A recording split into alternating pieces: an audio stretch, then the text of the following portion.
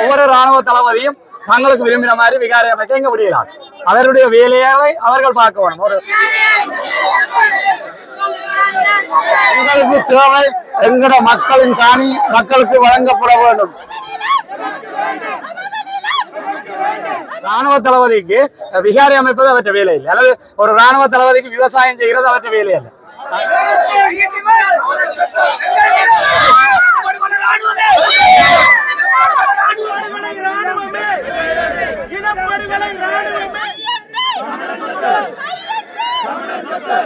நாங்க கஷ்டப்பட்ட சொத்து எங்களுக்கு தேவை.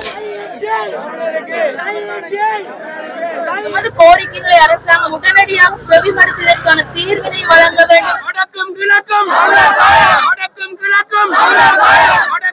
ஆட்சியின் மேலும் நம்பிக்கை வரும் வகையிலான நடவடிக்கையை உடனடியாக அனுபவ அரசாங்கம் எடுக்க வேண்டும். ஸ்ரீலங்காவில் நீதி இல்லை என்பதுதான் எங்களுடைய போராட்ட குரலாக இருக்கிறது. வேண்டாம் வேண்டாம் media. Media has a right to take photographs and all the recordings. If you are police, you do your duty.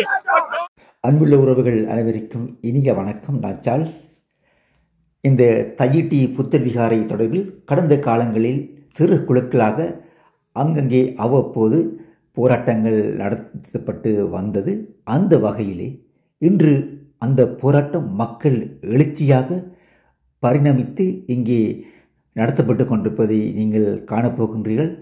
இது வாருங்கள் காணொளிக்குள் செல்லலாம். நன்றி. வாழ்க வளமுடன்.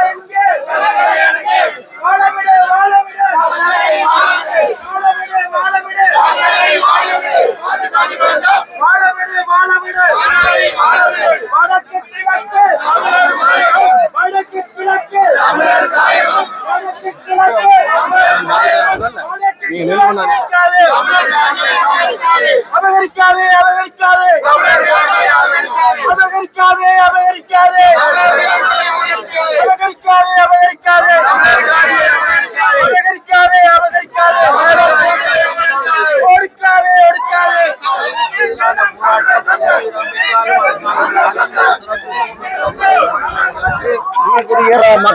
சார்பாக நாங்கள் வந்திருக்கிறோம். இவைக்கு ஆதரவு கொடுப்பதற்கு எங்கட இடம் பலாலி. நாங்கள் பலாலிக்கு இன்னும் குடியேறவில்லை. ஆனால் எங்கட கூட்டங்களுக்கு எல்லாம் இந்த தையிட்டி மக்கள் எங்களுக்கு பெரிய ஆதரவு தந்தவர்கள். அது சார்பாக நாங்களும் எங்கட வலியாமம் வடக்கு முழுகுடிய மக்கள் சார்பாக நாங்கள் ஆதரவு வழங்க வந்திருக்கிறோம். ஆனால் இந்த விகாரை நாங்கள் 90க்கு முன்னுக்கு இல்லை. இதில் கொஞ்சம் தூரம் போனால் இவைக்கு காணி ஒன்று இருக்குது, விகாரைக்குரிய காணி. அதுவும் சீமெண்ட் ஃபேக்டரியில வேலை செய்த சிங்களாக்களுக்காக ஒரு சிறிய ஒரு விகாரை ஒவ்வொரு சமயமும் தங்களுக்கு ஏற்ற ஒரு ஆலயத்தை அமைப்பது போல இருந்தவ. ஆனா இது தனியாற்ற காணி. இந்த தனியாற்ற காணியில மக்கள் குடியேற முன்னுக்கு வைபோஸாக நாங்கள் இந்த விகாரையை கட்டி இருக்கிறோம். எங்களுக்கு இப்ப தேவை எங்களோட மக்கள் என்ற காணியை மக்களுக்கு வாங்க வேணும். ஜனாதிபதி இங்க குருநாயர் கூட்டத்துக்கும் வந்து சொல்லி இருக்கிறார், மக்களுக்குரிய காணி மக்களுக்கு வழங்குவான். பிறகு எலெக்ஷன் முடிய இப்ப வல்வெடுத்துறையில வந்து சொல்லி இருக்க மக்கள் காணி. அதே நேரம் அபிவிருத்தி கூட்டம் நடக்க நாங்கள் கலைக்கிறதுக்கு ஆயத்தப்படுத்த சில புத்திஜீவிகள் தாங்க கொண்டு தங்கட குடும்ப பிரச்சனையை எங்களை கொண்டு எங்களுக்கு நேரம் இல்லாம போயிட்டு நாங்கள் ஜனாதிபதியோட நேரம் கலைக்கிறதுக்கு இந்த நண்பர் மைக் எடுத்துட்டார் கலைக்கிறதுக்கு. ஆனால் அந்த நேரம் அர்ச்சனா போல ஆக்கள் வந்து தங்கட குரோதமான பிரச்சனையை கொண்டு நேரத்தை ஒழுங்கி விட்டார். எங்களுக்கு தேவை எங்கட மக்களின் காணி மக்களுக்கு வழங்கப்பட வேண்டும். நாங்களும் எங்கட ஊர்ல போய் எனக்கு இப்ப 71 வயசு. நாங்கள் எங்கட வயசுக்கு இனி எங்கட பிள்ளைகளுக்கு தெரியாது எங்கட காணிகள். நாங்கள் இருந்தால் அந்த பிள்ளைகளுக்கு காணி தெரியாது. ஆயால எங்கட காலத்துல நாங்கள் எங்கட மண்ணில போய் இருக்கணும். அதே நேரம் இந்த தையிட்டில இருக்கிற சட்டவிரோத விகாரை அகற்றப்பட வேண்டும். இதுதான் எனது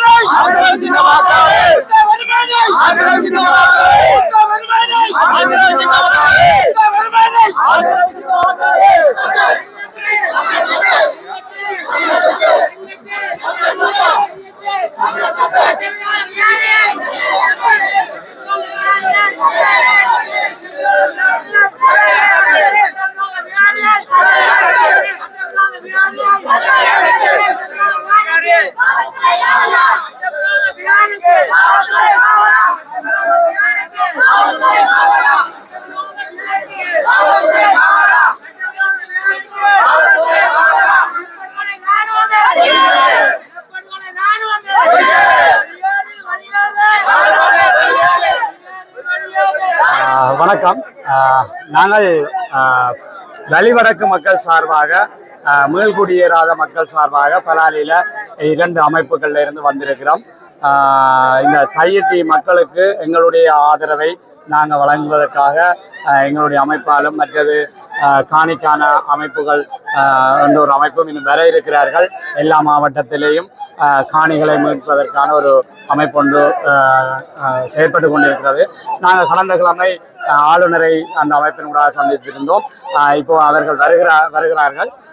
உண்மையில் இந்த வலிவடக்கில் இந்த தையிட்டியும் அமைந்திருக்கிறது.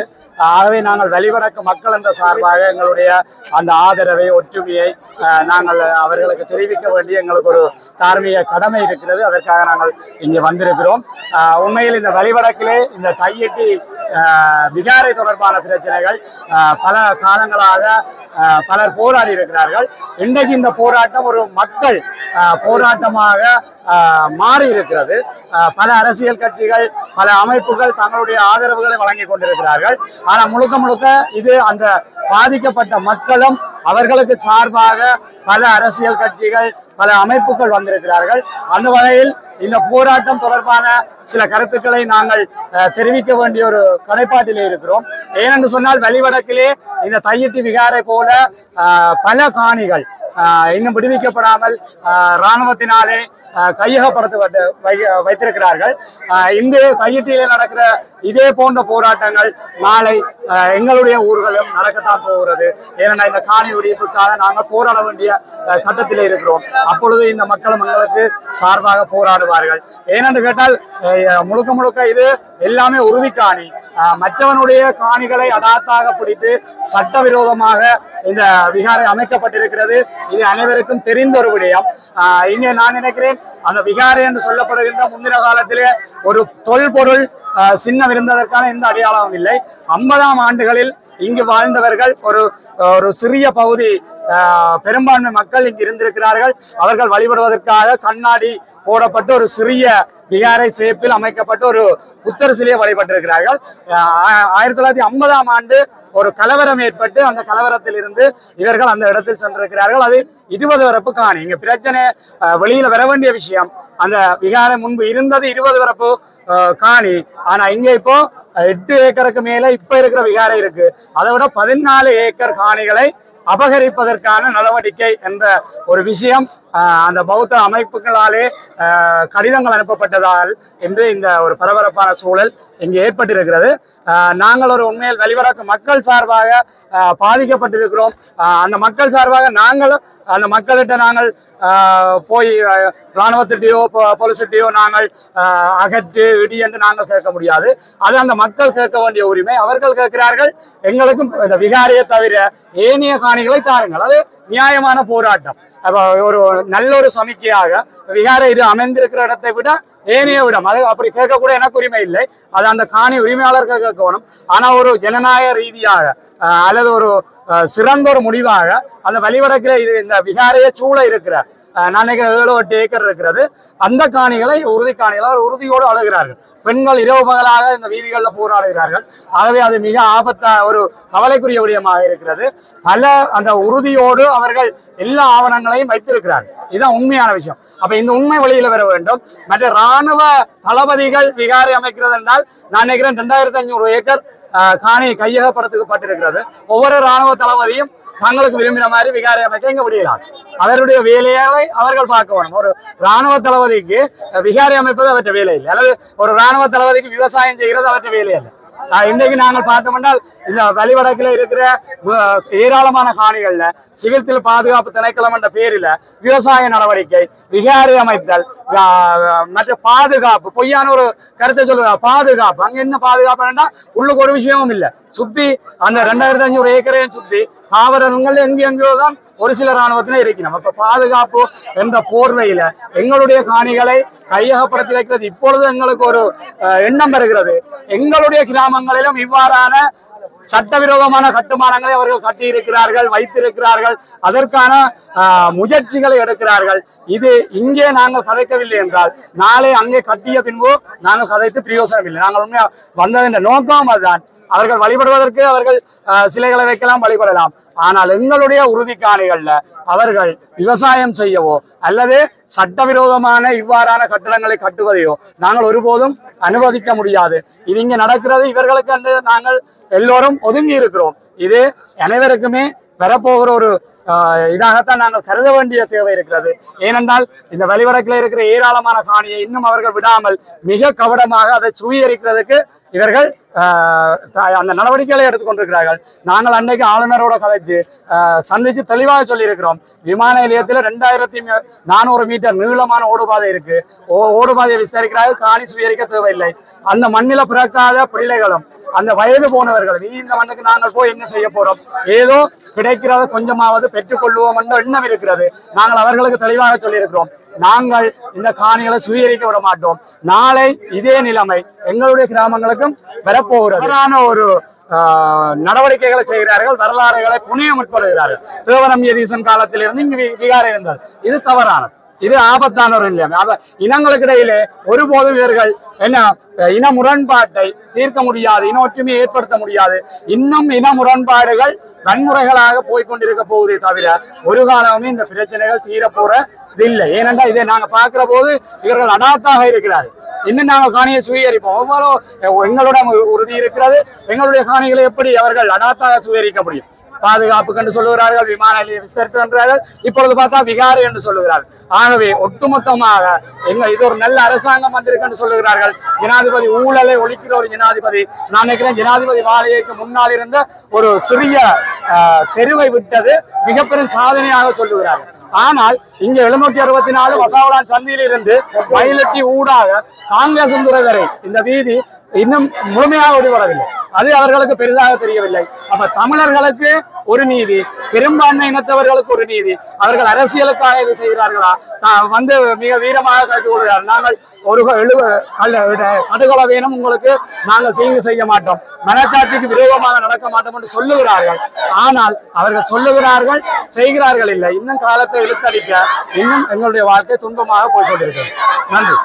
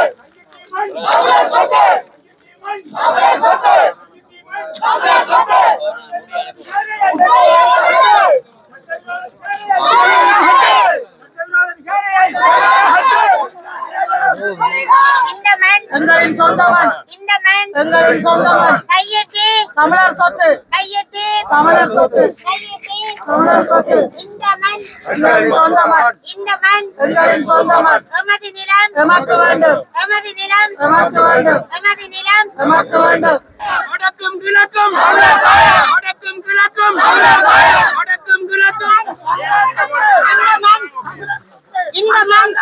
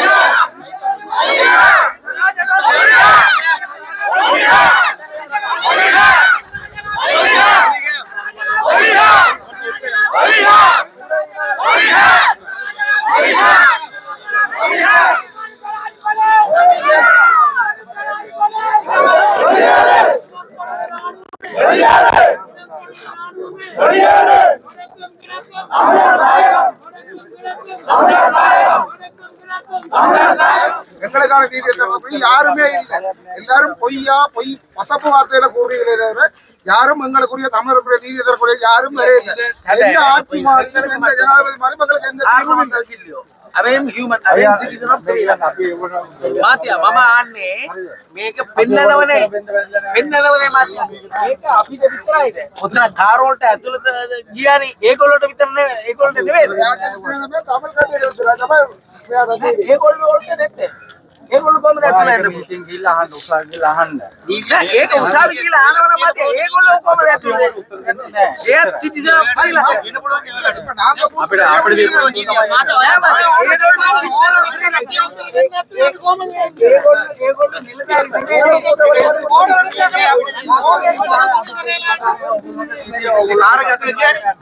சாரல போனாக்களையா பூசா வழிபாட்டு ஆர்ப்பாட்டம் நீதிமன்ற கட்டளைய வழிவாயில பாருங்க என்ன இருக்கு தமிழ்நாடு இருக்கு அதாவது மல்லா நீதவான் நீதிமன்றத்தால கையொப்பமிடப்பட்டிருக்கு சரி இதுல போட்டிருக்கு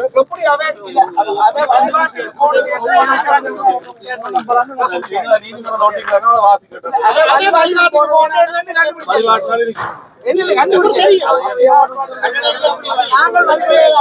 அது பூசைக்கு வந்த வேலை நீங்களா அவன் பூசைக்கு வந்த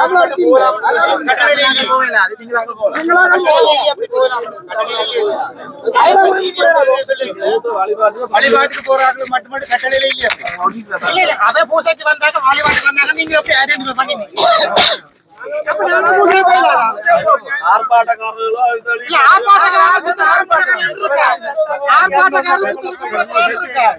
சட்டத்துல சொன்னபடிதான் ஏற்பாடு அமையத்தான் நாங்கள் நடைமுறைப்படுத்துறோம். அதுல மறிவா ஒட்டி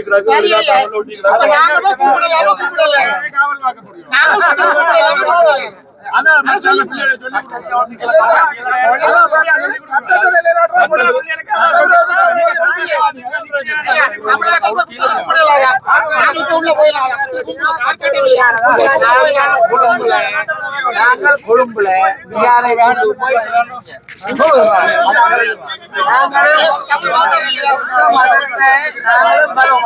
ஏன் நாங்கள் இங்க போய் பிளே பண்ணலாம் நாங்கள் கும்பிடுறது போகலாம் சரி அதே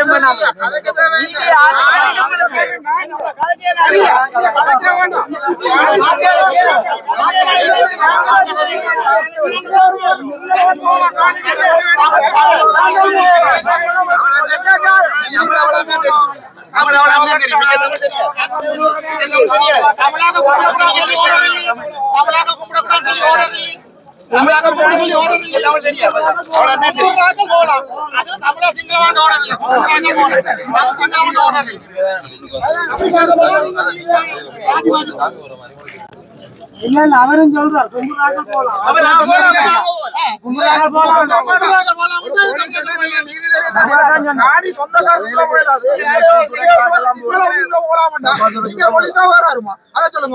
நீங்க யாருக்கு பாதுகாப்பு போலீஸ் வந்து கல்லருக்கு பாதுகாப்போம் நல்லவங்க பாதுகாப்போம் இல்ல சொல்லுங்க இல்ல சொந்த காணி சொந்தக்காரன் உறுதி உள்ளவன் உள்ள போயெல்லாம் தடுத்து வச்சிருக்கீங்க எங்கே வந்து அந்த சிங்களக்காரனை விட பாதுகாப்பு உள்ள விட முடியும் நியாயம் சொல்லுங்க நியாயம் சொல்லுங்க நீங்க யார் நீங்க பொலிசா வராரு மழை சொல்லுங்க யூனிஃபார்ம் போடுறதோட எங்கட நாட்டில் ஸ்ரீலங்கா நாட்டோட யூனிஃபார்ம் நீங்கள் போடாட்டி கூட கேட்க மாட்டேங்க போட்ட வழியால கேட்கிறோம் நீங்கள் பொலிசா வராருமா என்னது கலருக்கு போதா பதறது காணி சொந்தக்காரன் காணிக்க போதில்லாது எந்த இருந்து வந்தவன் போகலாம்னா என்ன நியாயம்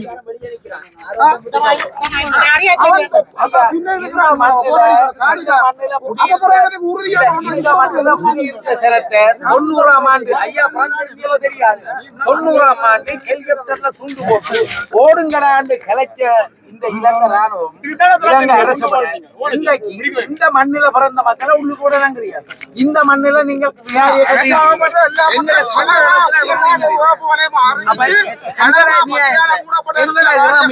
எங்களோட உரிமையை நாங்கள் நிலைநிறுத்த முடியாம இருக்கு அந்த உரிமைக்கு நீங்க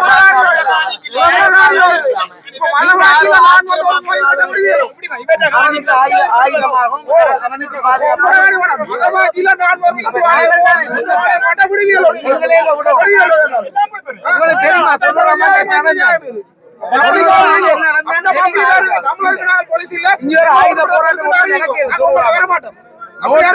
மக்களை Justice! We want justice! We want justice! We want justice! We won't threat the media. Media has a right to take photographs and all the recordings. If you are police, you do your duty. But don't threat the media and don't threat the Tamil people. We are Tamil people. We are expressing our rights. Jatiwadi police here. Jatiwadi police. Jatiwadi police here. Jatiwadi police here. Jatiwadi police here. Jatiwadi police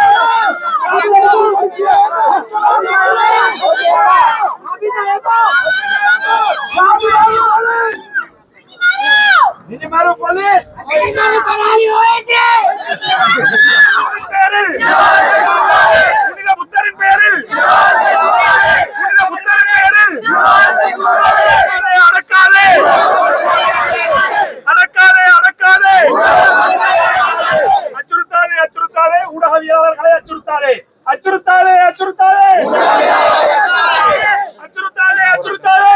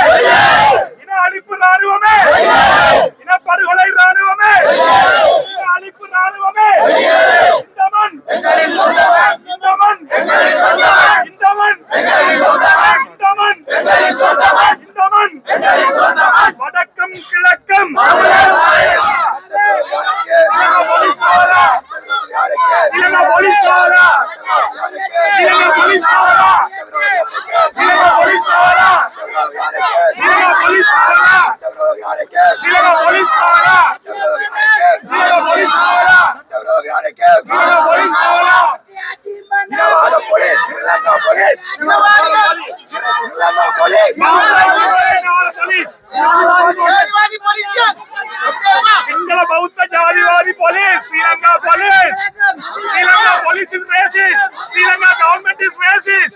Archaeology department is racist. All Buddhist monks, Theravada Buddhist monks, all are racist. Theravada Buddhist monks, all are racist. Sri Lanka state, racist. Archaeology department, racist. The mission of Sri Lanka state, the Sri Lanka police, they are also racist. All are Sri Lanka missionary, the Sri Lanka police, Sri Lanka Navy, Sri Lanka Army, Sri Lanka military, Archaeology department, wildlife department, wildlife department, Sri Lankan oil departments and all security forces and all police are singular Buddhist racist. This is Theravada Buddhism. In Sri Lanka, Theravada means Tiviravadam, extremist, racist. Wherever this Theravada Buddhism is there, Sri Lanka, Myanmar, Vietnam, Cambodia.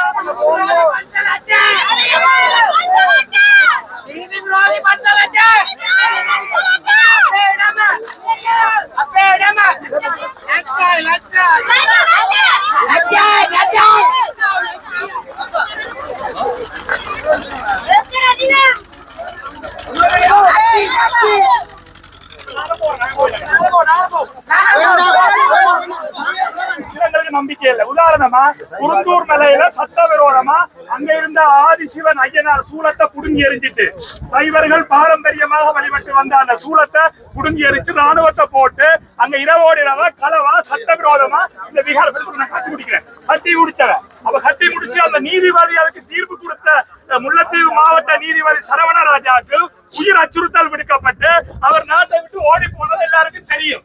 இன்னைக்கு நீதிபதி சரவணராஜா எங்க இருக்கிறது யாருக்குமே தெரியாது. ஆகவே இந்த ஸ்ரீலங்காவில நீதி இல்லை என்பதுதான் எங்களுடைய போராட்ட குரலாக இருக்கிறது. ஆகவே உண்மையிலேயே நீதி இறுக்கமாக இருந்தால் நாங்கள் நீதியை பின்பற்ற தயார்.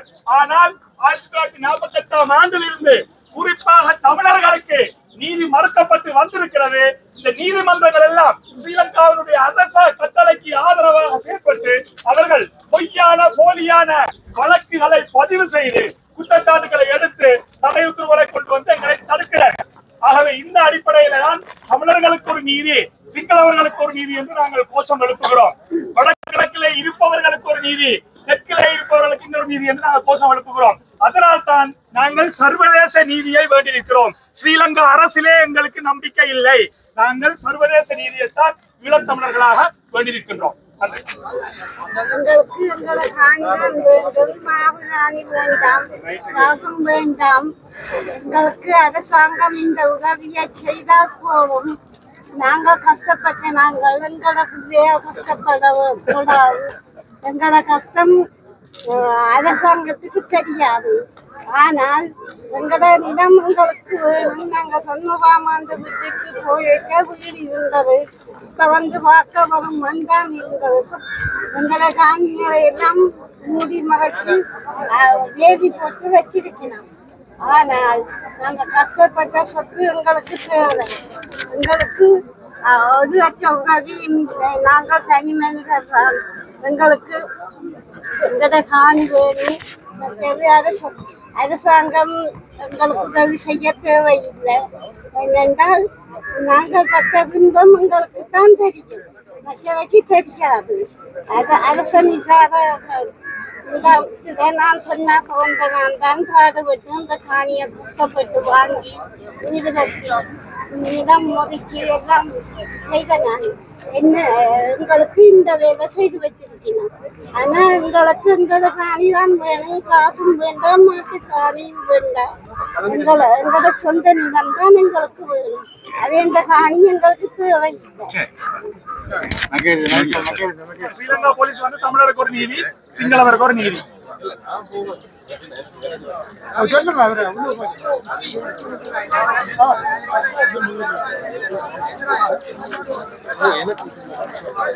அவரை போக சொல்லுங்க.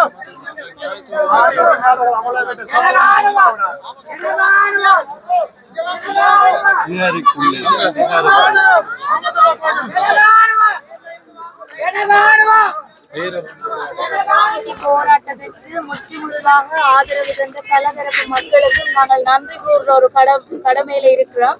அந்த வகையில் இந்த போராட்டம் தனி நபராக ஓரிரு காணி உரிமையாளர்களால் தொடங்கப்பட்ட போராட்டம் இன்று ஒரு பெரும் மக்கள் திரட்சியோடு நடைபெற்றது என்றால் அதற்கு ஊடகங்களதும் அனைத்து மக்களதும் சமூக அமைப்புகளதும் பங்களிப்பு ஒரு முக்கியமான காரணமாக இருந்திருக்கிறது.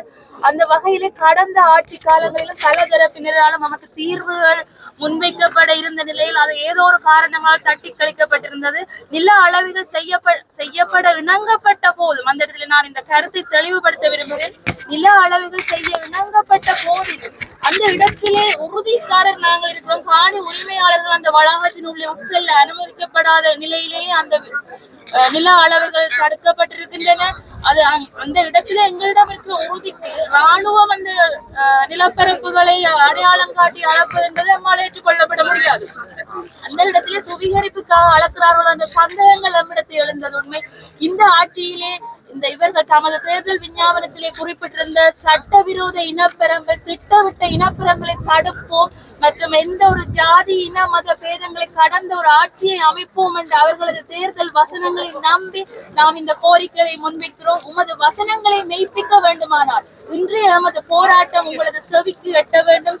ஆளுங்கட்சியிலே 3 பாராளுமன்ற உறுப்பினர்கள் யாழ் மாவட்டத்திலே தெரிவு செய்யப்பட்டிருக்கிறார்கள். அவர்கள் இந்த போராட்டத்துக்கு நம்மோடு இணையவில்லை ஆயும் எமது கோரிக்கைகளுக்கு செவிமடுத்து தேவையான இடத்துக்கு அந்த கோரிக்கைகளை கொண்டு செல்ல வேண்டும் மற்றும் அவர்கள் தமது தேர்தல் பரப்புரை கூட்டங்களில் நமக்கு பல உறுதிமொழிகளை தந்திருந்தார்கள். இது உங்களது காணி மீட்கப்பட வேண்டும், அதற்கு தாம் ஆவண செய்வோம். ஆனால் தம்மால் அந்த இடத்தில் அந்த கோரிக்கைகளை நிறைவேற்றப்பட முடியாத இடத்தில் நாங்களும் மக்களோடு வீதியில் இறங்கி எமது உரிமைகளுக்காக போராடுவோம் என்று கூறியவர்கள் இன்று வாய் மூடி மௌனிகளாக வெறும் பேஸ்புக்கிலும் சமூக வலைத்தளங்களிலுமே கருத்துகள் தெரிவித்த வண்ணம் உள்ளனர். ஆகவே எமது கோரிக்கைகளை சரிசாய்க்க வேண்டும். இந்த மண் நமது பூர்வீக மண், பல வலிகளையும் ரத்தங்களையும் வியர்வைகளையும் தாங்கிய மண். எங்களது பல உயிர்கள் இங்கே விதைக்கப்பட்டிருக்கின்ற பல வரலாறுகளை கொண்ட மண். எமக்கு இது ஒரு உணர்வு பூர்வமான நிலம். எமது நிலத்துக்கு மாற்று நிலம் வேண்டாம், எங்களது நிலம்தான் எங்களுக்கு வேணும் மற்றும் எமது கோரிக்கைகளை அரசாங்கம் உடனடியாக செவிமடுத்ததற்கான தீர்வினை வழங்க வேண்டும். அல்லாதபடி இது என்னும் அடுத்த கட்டங்களுக்கு நாம் நகர்வோம் என்று கூறி இந்த இடத்திலே எங்களுக்கு ஒத்துழைப்பு தந்த அனைவருக்கும் நான் பெருநன்றியை கூறிக்கொள்கிறேன். இந்த நாட்டின் நீதி சட்டம் ஆட்சி அனைவருக்கும் ஒரே வகையானது என்று உணர்த்தும் வகையில் மேன்மை தங்கிய ஜனாதிபதி அவர்கள் உடனடியாக தலையிட்டு இதற்கான நீதியை வழங்க வேண்டும். வழியாக உங்களுக்கு தெரியும், கௌரவ ஆளுநர் அவர்கள் வெளிப்படையாகவே உங்களுக்கு நேரே வைத்து சொல்லிவிட்டார் பொதுமக்களின் காணிகளில் இந்த விகாரை கட்டப்பட்டுள்ளது. அதே போன்று கௌரவ அமைச்சர் சந்திரசேகரன் அவர்கள் சொல்லியிருக்கிறார், இது ஒரு சட்டவிரோதமாக கட்டப்பட்ட அல்லது பொதுமக்களின் காணியில் கட்டப்பட்ட காணி என்பதனை தான் ஏற்றுக்கொள்கிறேன். இதற்கு மேல் ஜனாதிபதி அவர்களுக்கு வேறு சாட்சிகள் தேவையில்லை என்று நான் நினைக்கிறேன். இப்போ எடுக்க வேண்டியிருப்பது நடவடிக்கைகள் மட்டும். எனவே தயவு செய்து எங்களுக்கு நீதியின் மேலும் காவல்துறையின் மேலும் சட்டத்தின் மேலும் ஆட்சியின் மேலும் நம்பிக்கை வரும் வகையிலான நடவடிக்கையை உடனடியாக அனுர அரசாங்கம் எடுக்க வேண்டும். நாங்கள் ஆரம்பத்தில் ஜனாதிபதி அவர்களை தெரிவு செய்த போது பெரு நம்பிக்கையில் ஒரு மாற்றத்துக்கான ஒரு விடிவெள்ளியாக நாங்கள் அவரை பார்த்தோம். அதன் காரணமாகவே நாங்கள் அவர்களுக்கான வாக்குகளை அளித்தோம். யாழ் மாவட்டத்திலிருந்து நிறைய வாக்குகள் அவருக்கு அளிக்கப்பட்டிருந்தன. அதே போன்று எமக்கு வாக்குறுதி அளிக்கப்பட்டது, பாராளுமன்ற தேர்தலில் எங்களை வெற்றி பெற செய்யுங்கள், நாங்கள் உங்களுக்கான கையெழுத்து காணியை ரிபன் வெட்டி திறந்து வைக்க மாட்டோம், நாங்கள் எங்கே நிற்போம் என்று நாங்கள் காட்டிக்கொள்ள மாட்டோம், உங்களுக்கான அந்த விகாரை திறக்கப்படும் என வேட்பாளர்கள் எங்களுக்கு நேரடியாக போட்டியிட்ட வேட்பாளர்கள் எங்களிடம் உறுதிமொழி வந்தார்கள். ஆனால் அவர்கள் சொன்னது ஒரு விஷயம் மட்டும் உண்மை, நாங்கள் எங்கே நிற்போம் என்பதை நீங்கள் கண்டுபிடிக்க மாட்டீர்கள் என்று சொன்னார்கள். அது உண்மையில் நடந்துள்ளது. ஆனால் அந்த ரிபன் வெட்டவோ அல்லது விடவோ அந்த நடவடிக்கை மட்டும் நாங்கள் அதற்காக காத்திருக்கிறோம். தயவு செய்து மேன்மை தங்கிய ஜனாதிபதி அவர்கள் எங்களுக்கு இனி வேற வழி தெரியவில்லை. நாங்கள் ஊடக மையத்திலே போய் கூறியதற்காமே கட்சி பேதமின்றி அமைப்புகள் பொது திணைக்களத்தைச் சேர்ந்த அல்லது வேறுபட்ட அமைப்புகள் அனைத்தும் இங்கே ஒன்று சேர்ந்து எங்களுக்கான ஆதரவை வழங்கியிருந்தன. ஆரம்பத்தில் இந்த போராட்டம் ஒரு கட்சி சார்பான போராட்டமாக முத்திரை குத்தப்பட்டு கொச்சைப்படுத்தப்பட்டிருந்தது. தற்பொழுது இது கட்சி சார்பான போராட்டம் அல்ல, இது ஒரு அனைவருக்கும் பொதுவான ஒரு போராட்டம் என்பது இங்கே உணர்த்தப்பட்டுள்ளது. கட்சிகள் மாத்திரமன்றி வேறுபட்ட அமைப்புகள், யாழ் பல்கலைக்கழக மாணவர்கள் கூட இங்கே வந்திருந்தார்கள். அவர்களது ஒத்துழைப்பு எங்களுக்கு மேலதிகமாக தேவைப்படுகின்றது. தயவு செய்து யாழ் பல்கலைக்கழக மாணவர்கள், நீங்கள் எங்களுடன் தோளாக நில்லுங்கள். நீங்கள் கொடுக்கும் அந்த ஆதரவு எங்களை மிகப்பெரிய பலசாலிகளாக மாற்றும். தயவு செய்து யாழ்ப்பாண பல்கலைக்கழக மாணவர்கள் எங்கள் பக்கம் உங்கள் பார்வையை திருப்புங்கள். இந்த போராட்டம் தொடரக்கூடாது. அடுத்த பௌர்ணமிக்கு இங்கே ஒரு போராட்டம் நடக்கக்கூடாதுன்னு ஜனாதிபதி அவர்கள் தீர்மானித்தால் இன்னும் ஒரு கிழமைக்குள் நான் நினைக்கிறேன் வெளிநாட்டு விஜயம் மேற்கொண்டுள்ளார். அவர் வந்தவுடன் இதற்கு அவசரமாக, இது ஒரு அவசரமான பிரச்சனை,